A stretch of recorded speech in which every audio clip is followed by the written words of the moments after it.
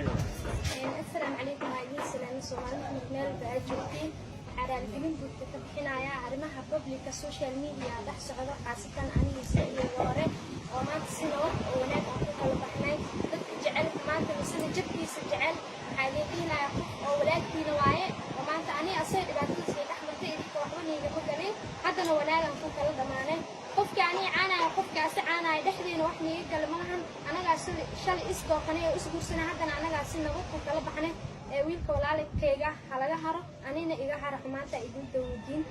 dhaxdeedana wax niga gal malahan waxa kale oo raaligelin aan ka bixinayaa mid aan dahay banaankan u dacwoonaya dowladda Soomaaliyeed dadka walaalahayga ah waxa iga raali noqdaano aniga oo liihandadeenin aniga oo dhibaato iyo qurbi ugu heenin qaasatan aniga isgartay inaan wax qaldan sameeyay Soomaaliyeedna idinkana iga raali noqdo arrinka dhacay waa noqon ka xumahay wax corona dhaco